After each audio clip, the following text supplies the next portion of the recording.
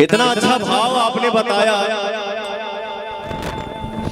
एक तो हमारा फिल्म होता, वो फिल्म के नाम आज हमार प्यार के शादी बा। वो में एक तो सैड सॉन्ग बा जहाँ की एक लाइन याद आ गई, कबो कबो प्यार में बिछड़ल जरूरी है, कबो कबो प्यार में बिछड़ल जरूरी है। एक बहुत ही सीनियर राइटर मुंबई शहर में हमसे एक बात बोले कि बेटा ये जो प्यार ये कभी पूरा हो नहीं सकता। प्यार में आधा ब, इश्क में आधा सा, मोहब्बत में आधा ब। ये अधूरा था, अधूरा है, अधूरा ही रहेगा। साहब जब पूरा होगा तब मुझे लगे प्यार से में खुश रहेंगे। हंसलू तो भाग हमारा जाग जाए, हंसलू तो भाग हमारा जाग जाए, जा हमारो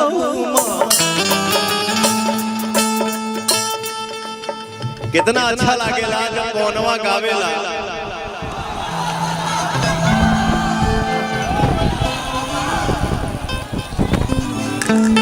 गरीब गरीब ये सुनाला कि चल चल चल तोरा माई से को। लेकिन ये बहुत बड़ा सौभाग्य है कि आपका भाई पवनवा सैड सॉन्ग गाता है, रोमांटिक गाता है और हमारे भाई एंजॉय करते हैं। बच्चे झूमते हैं। हंसलू तो भाग हमारा जाग जाए, हंसलू तो भाग हमारा जाग जाए, जा हमरो जा हमरो हरे के लाग जाए, जा हमरो तो हरे के लाग जाए, जा हमरो तो हरे के लाग जाए।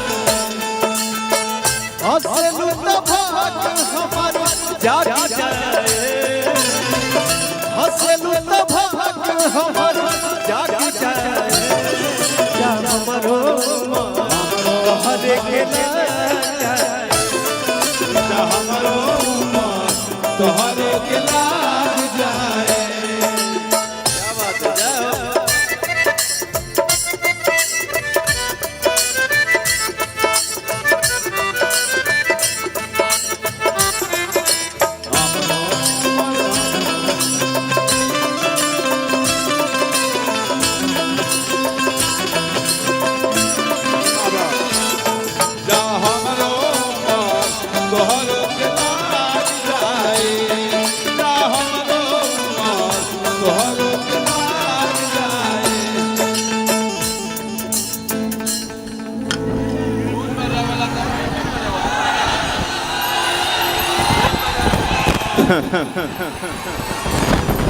अजय सदा सुहागिन रहा, सदा सुहागिन रहा।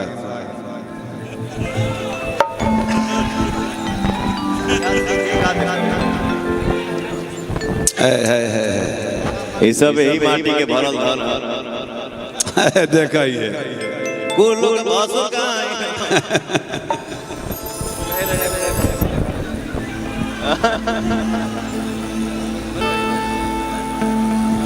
नहीं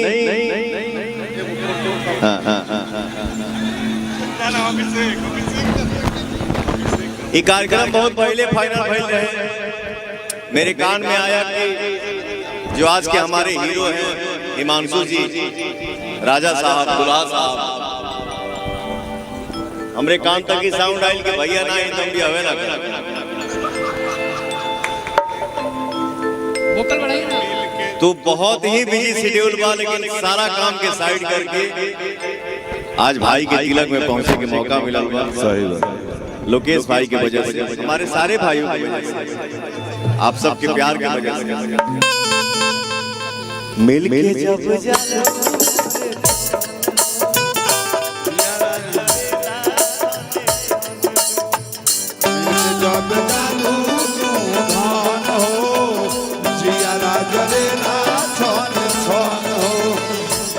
के जब जादू मोरे धान हो जिया जरेला छने छन हो मिलके जब चालू तू धान हो जिया जरेला छन छन हो रहे तू सोझा रहे तू सोझा दुख भाग जाए रहे तू सोझा दुख भाग जाए या हमरो हमरो तोहरे के लाए हमरो तोहरे के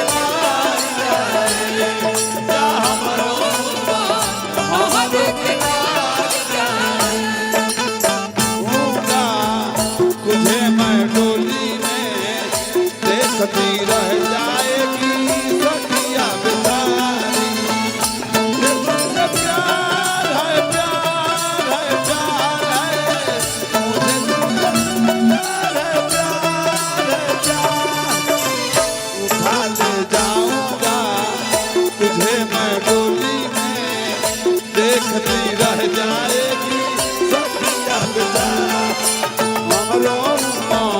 तोहरा जाए जा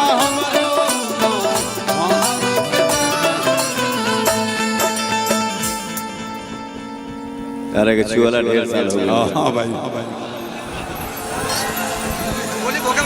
2002 के बाद भेटल तो बार इसके बाद नहीं तब 2002 के बाद 2002 के बाद ओकर 7-8 बरिस के रहे ओकर पामी ना आइल रहे चलनी के चलन मोरे चलनी के चलन मोरे रानी बनल रहरु रानी चलनी के चलन मोरे रानी बनल रहरु बाके जवानी चलनी के चलन मोरे रानी बनल रहो तोहारी जवानी चलनी के चलन मोरे रानी बनल रहरु बाके जवानी रूपवा सजावल है गगसा रूपवा सजावल ताकि जाए रूपवा सजावल ताकि जाए हमरो हमरो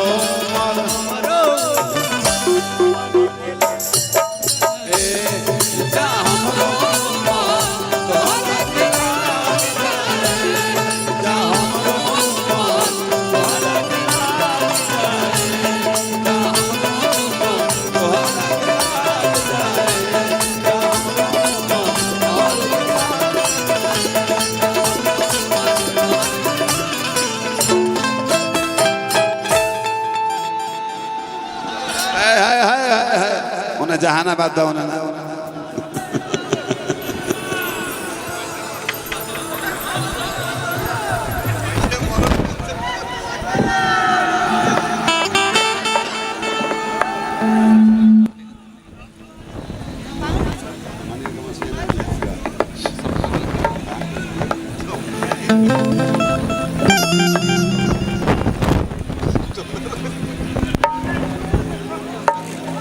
आज के कौन कहता है कि